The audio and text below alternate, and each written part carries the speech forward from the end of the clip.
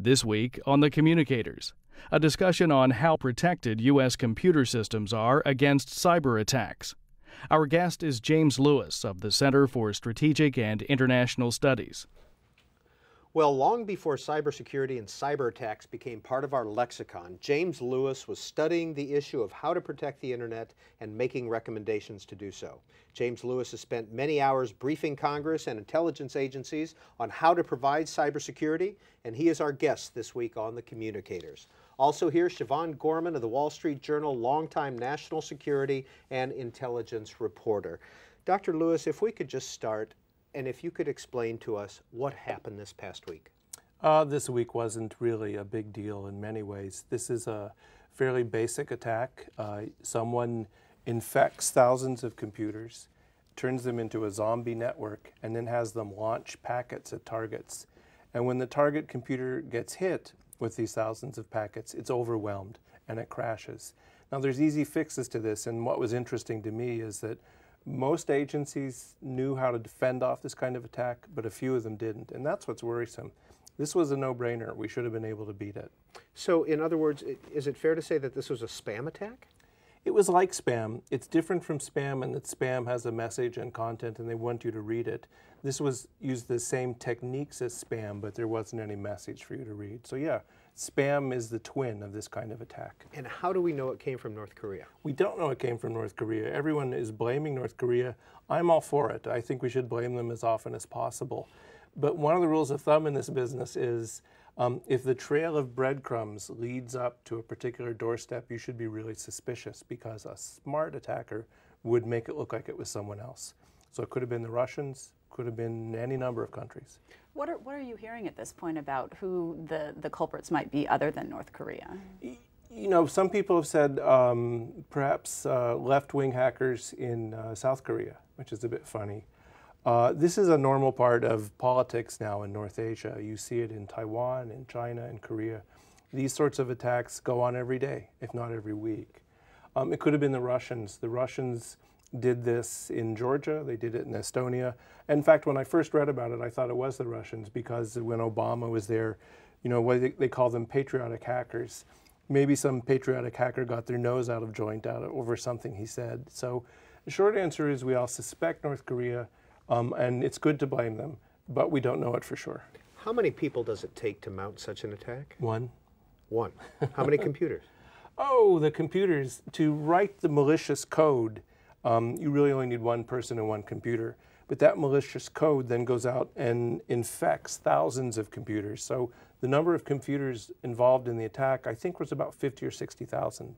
But the way that works is if you have a home computer and you're, say, hooked up to a cable network, and Siobhan knows this very well, it's always on. And the malicious code will come to your computer, it will take over your computer, you will never know it, and it will turn it into a zombie. They call them botnets. And so this was a botnet of tens of thousands of computers used for the attack. But the fellow who did it, one or two people, one computer, you know. And one thing that I've heard too is that the code itself isn't very sophisticated. It's actually a well-known and sort of an older version of a well-known code. I mean, is it your sense that the people whoever decided to do this wasn't really being all that imaginative, or maybe wasn't even really that good? You know, I have mixed feelings on that because the code was, as you say, sort of a reused code. Probably got it off a cybercrime website. You can buy this stuff. Some of them have rankings, you know, like this seller has sold successfully 10 times in the past.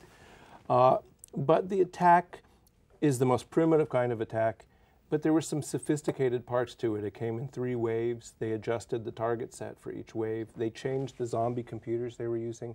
So it wasn't somebody who was a dope, right? First I thought basic attack, kid could do it. And now looking at it, there must have been some brains behind it. Do you make anything of these recent reports out of South Korea that that there's, I guess, been hard drives and things that were erased as well? Does that seem like a separate issue, unrelated? That would be a more damaging kind of attack, and we didn't see that in the U.S., or at least it hasn't been reported.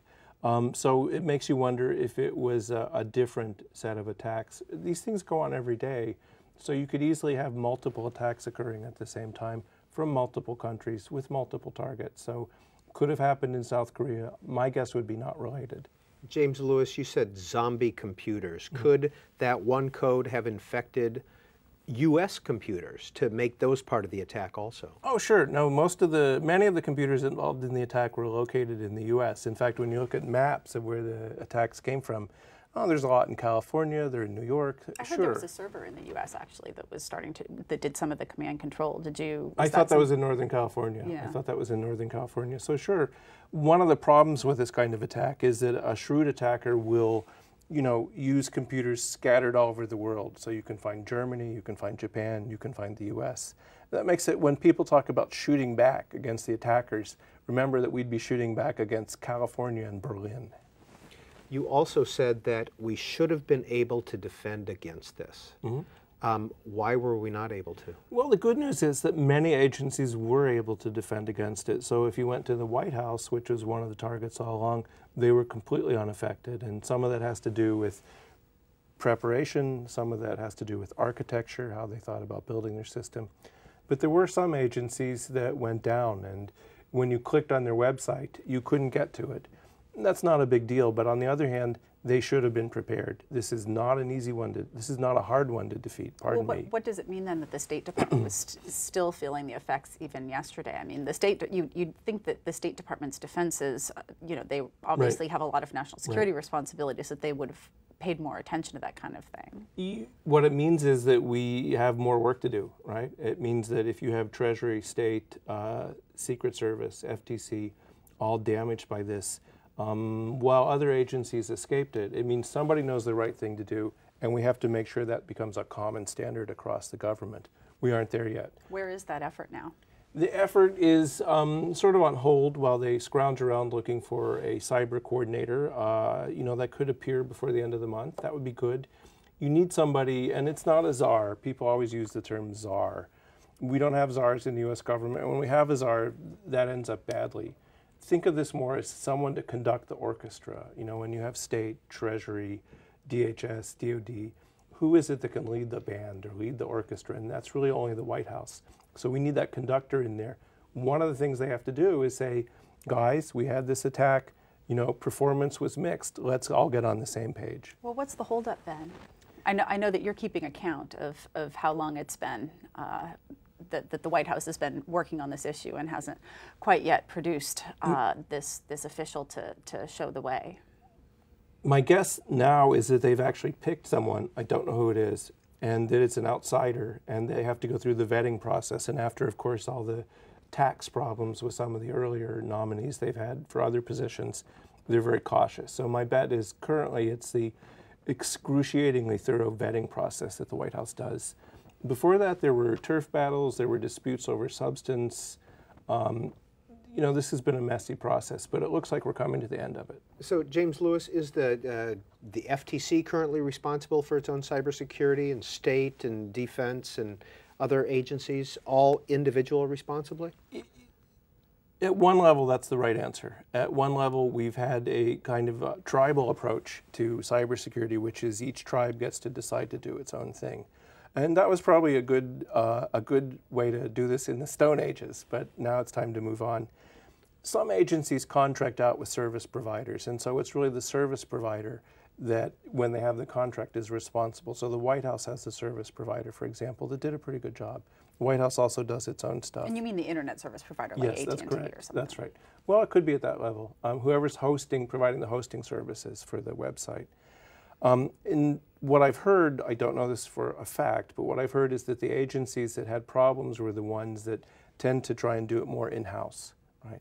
So one of the answers here is, how do we get this done at a level where you have professionals doing it? That's an insult. How do you get this done at a level where you've got people whose job is security and not, communicating with the citizens? What is your estimate of how much is currently being spent by the federal government on cybersecurity? Oh, you would know that better than me. It's in the billions, right? Well, they got $17 billion over 5 years from what the Bush administration proposal was, and I think that they had actually asked for $30 billion. I've heard industry estimates that go into $50 billion over 5 years in terms of what their expectation is, but I think that may be beyond just federal spending. If you look at the federal government, it's the single biggest IT customer in the world, so they spend billions every year. In the past, cybersecurity just got a fraction of that, and that's one of the reasons we're having these problems now, is it wasn't a priority. That started to change in the last year of the Bush administration. It's changed very clearly in this administration. So we're in probably the double-digit billions now. What keeps you awake at night when you think about a cyber attack? Actually, none of them keep me awake at night. If I was going to be worried about it, for me, this has always been more of an intelligence problem, and it's an espionage problem. And we have, as a nation, suffered mightily from the ability of our foreign opponents to access sensitive or classified information and take it for their own use. So what worries me the most is that we've had a counterintelligence disaster in the U.S., and we're just now starting to fix it. What about the financial side? Because what I hear from a lot of the intelligence officials actually is that they're most worried about the impacts that this is having in terms of death by 1,000 cuts on the financial side. Yeah, I would call it the economic side, and yeah, we use the death by 1,000 cuts, which is you're a company and you invent the new wonder thing, right?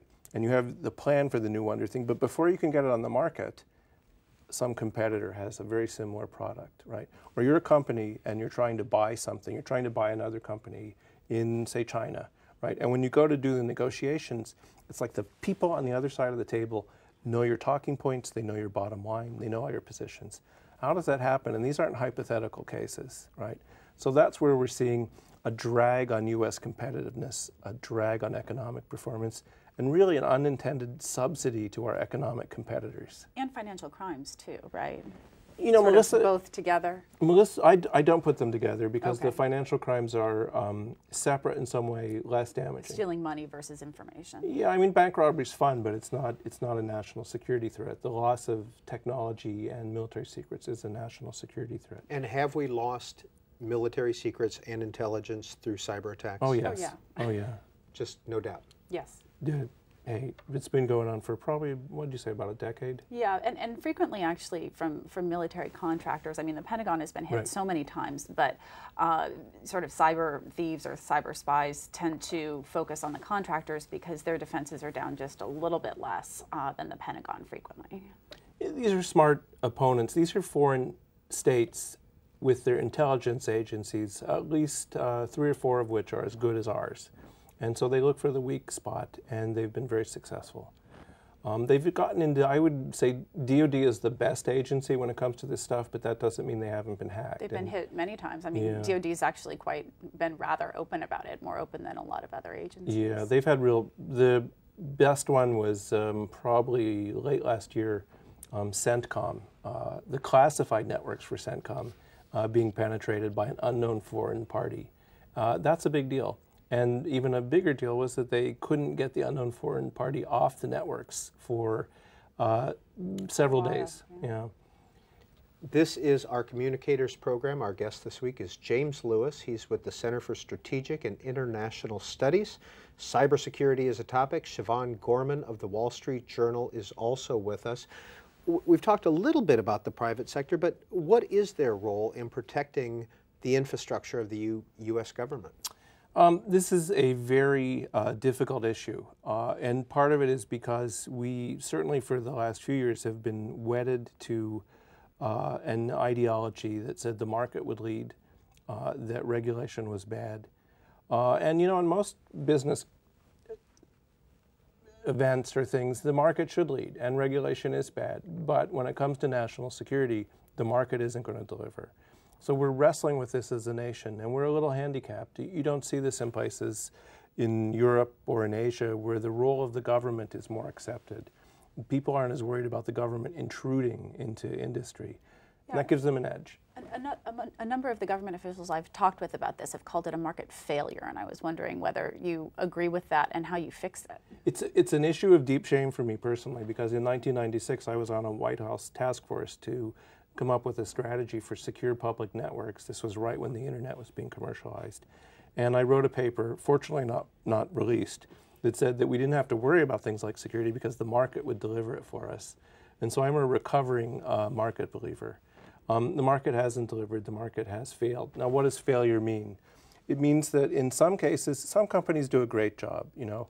Even companies that do a great job get hacked every once in a while. This is a tough problem. But some companies don't do a great job, and there's places, the electrical grid, where we should be nervous, right? Do we know what everyone's doing? Have we held them to a common standard? Will they come to it on their own? If you can go on the web, you can see the House Homeland Security Committee last year had a series of hearings on what the electrical industry was doing, and those hearings can best be described as shocking. So you might see some legislation if we're lucky. Well, there are, what, 3 bills just dealing with the electrical issue for cybersecurity? There are, but they're not making any progress. Right. So the good news is we figured out we have a problem. The bad news is we can't fix it. Well, let's walk through some of the congressional proposals to enhance cybersecurity. What are some of those proposals, Dr. Lewis? The most comprehensive one is a bill put forward by Senators Rockefeller and Snowe. It's actually quite a good bill. Many people dislike it because it creates a very powerful White House office. It talks about setting standards for products and for training. It talks about certifying professionals, and it has other components in it as well.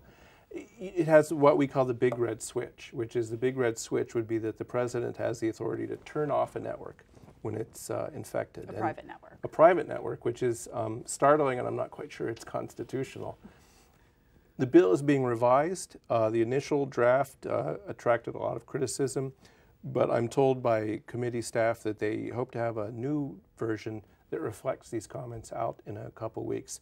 And that bill's become sort of the centerpiece of a set of other efforts.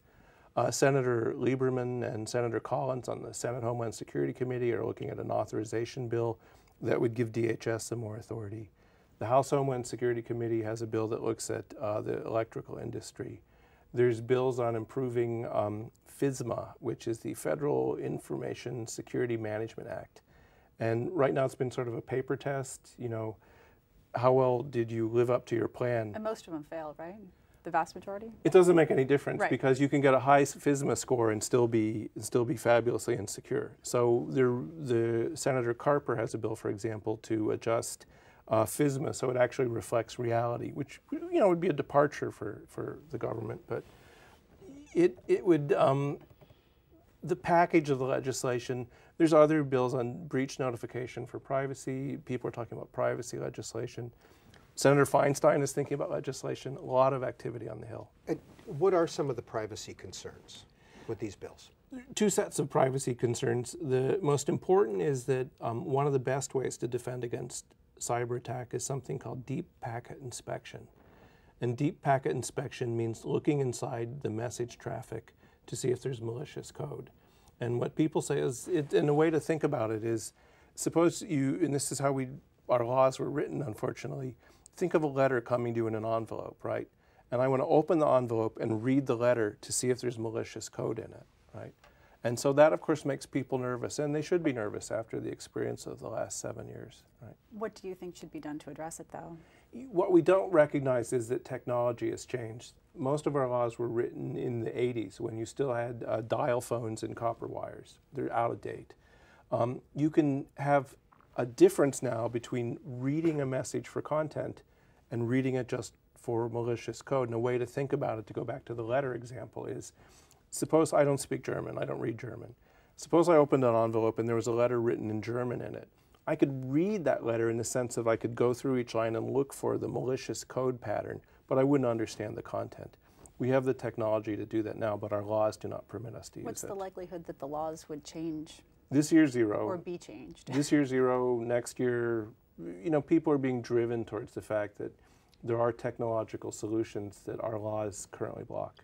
Well, in terms of the discussion about what should be done versus some of the privacy concerns that maybe make it hard, I mean, what is, it seems like a little bit of the overlay is the whole previous warrantless surveillance debate, even though that has kind of a tangential relationship to actually the cybersecurity problem. Not tangential, I mean, the technology is similar, but the purpose is obviously quite different. Right. I mean, can you talk about kind of the political dynamic there? Well, I don't know. You're tempting me to make fun of the previous administration, and I will resist. It's hard to tell people trust us when you've clearly violated the law and perhaps ignored the spirit of the Constitution. And people don't tend to always make the switch that it's a different administration, but they say NSA is NSA. How can we trust them? I think you can trust NSA under the current administration. You could trust NSA just in general. There, you get me in trouble. But people are nervous because of the warrantless program. And you can't blame them for that. You know, you can't have a program that was probably illegal run for years and then say, oh, we fixed it, trust us. That kind of thing really hurts. So we're inheriting a political environment where trust in the government has been damaged. James Lewis, has the growth in the wireless industry contributed more to the lack of security? It has, because when you get a wireless router, and you can do this at home if you want, the password is password and the username is admin, right? And that's probably true for all systems, right? So I can drive around. I do this. Well, I shouldn't. It's easy to do. You can drive around neighborhoods with your laptop, or if you have a wireless device, and look for open networks. Now, most people are beginning to figure out, at a minimum, I need to secure my network with wireless encryption. The problem Which is, means a password. at a minimum, a password. It can also encrypt the traffic. The problem is that any signal that travels through the air can be captured, right? And so if I can capture the signal, I can probably break the encryption. And as you go up the food chain, can I do it? No, I can't do it. Can a cyber criminal do it? For easy stuff, sure. Can the FSB, the Russian intelligence agency, pardon me, can they break it? Absolutely, right? So if you're doing high-end stuff on a wireless, and some of our biggest data breaches have occurred over wireless networks, where criminals drove around to chain stores and went in the parking lot until they found one where there was a glitch in the security, downloaded everyone's credit card data. You know, you're counting on having thousands of systems and that each one is secure. And what we know from practice is if there's 10,000 systems, 15 or 20 of them aren't going to be secure. And my job then as a criminal or a spy is to find those unsecured systems. So for the government then, how big a concern is the wireless issue as they try to just sort of get their arms around and secure just government networks? Because obviously government workers are out using wireless with their laptops and things like that. Well, that's a real problem. And they've tried to think about maybe requiring encryption in some cases. Many agencies, national security agencies, ban wireless devices. There's limits on what you can do with wireless routers, where you can install them. So I think the government, and particularly places like DoD, have done a good job of moving to get this issue under control. Don't know about other agencies. And of course, as you point out, you know, if somebody's going to stop at a Starbucks there and use their wireless router, well, that's probably hackable. We could talk about this one a lot because it's a lot of fun. Most countries have figured out that you can tap into wireless networks, and so if you go, to example, to China or Russia or even some European countries, and you take your laptop or your BlackBerry, they're going to hack it, right? So when people say to me, if I take my laptop to China, is that bad? I say, it depends how you feel about sharing. Yeah, I was actually talking with the head of counterintelligence, Joel Brenner, who I understand is actually still in that position. That's correct. And he was talking about how I think it was, he knew somebody, it was like some technology executive who went to China, had a fresh PDA type device and got off the plane, and by the time he got to his hotel, it already had a bunch of sort of spyware junk on it. So Sure. it does seem like that's a big problem. I just wonder how much of a problem that kind of thing still is here. People have talked about things like Bluetooth slurping and all kinds of other sort of techniques that are now being used in the wireless environment that, you know, would be a big concern for the government as well as the private sector. You know, the dilemma here is that, and to be clear, I don't blame the Chinese for doing this. This is what governments are supposed to do. We have restrictions on our ability to do it. You have to get a warrant, you have to get court approval. That's appropriate. But other countries, in fact, almost no other country in the world has as many strictures on collection as we do. So I don't blame them. That's their job.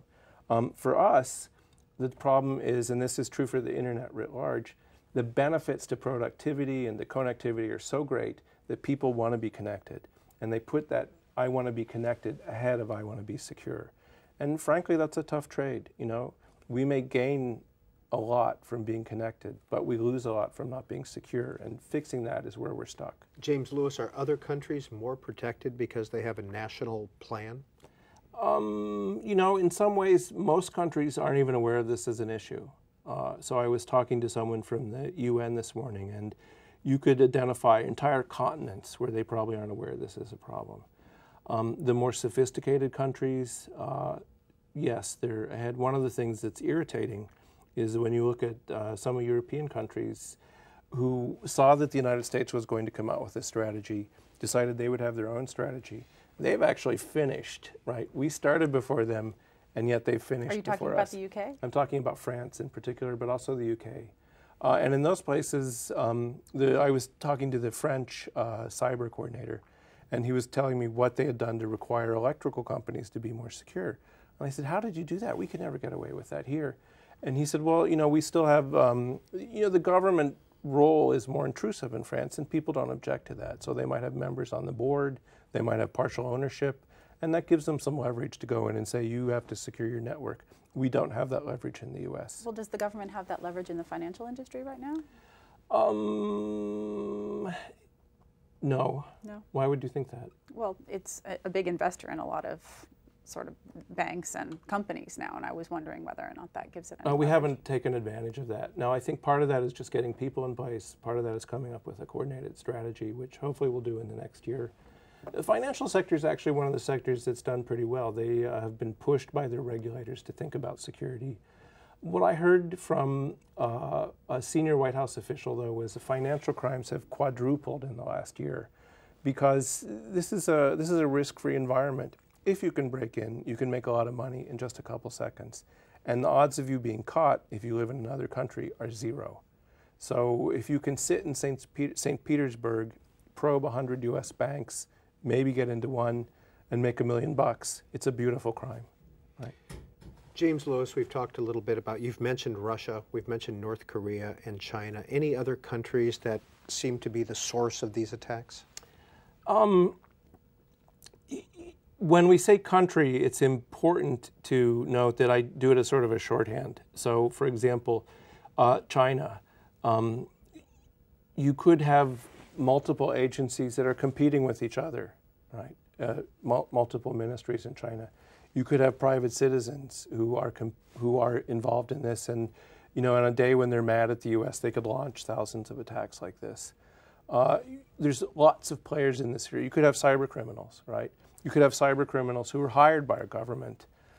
So when we look at places, you can find them in Europe.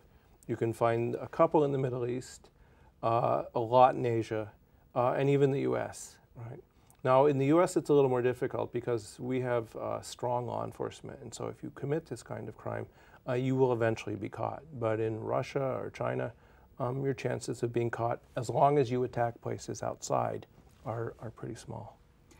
How strong is the international effort these days on the law enforcement front to crack down on these kinds of things? I mean, I think recently there was this case where a bunch of these phone PBX systems had been broken into, and there were Pakistani links. It was mostly broken up in Italy, and it seemed like that was actually quite an interesting law enforcement cooperation effort between the Italians, the U.S. and the Philippines.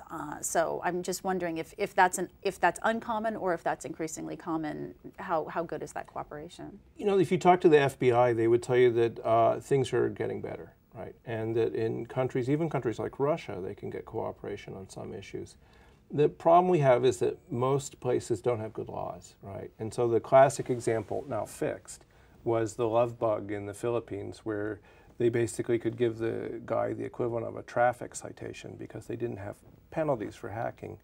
When you look at the broad effort to get effective laws, that's come to a standstill. When you look at case-by-case cooperation, cop-to-cop cooperation, that's going better. James Lewis, Center for Strategic and International Studies, thank you very much. The report that you did, Commission on Cybersecurity for the 44th President, is available online at our Communicators website, cspan.org/communicators. Siobhan Gorman of the Wall Street Journal, thank you very much. Thank you.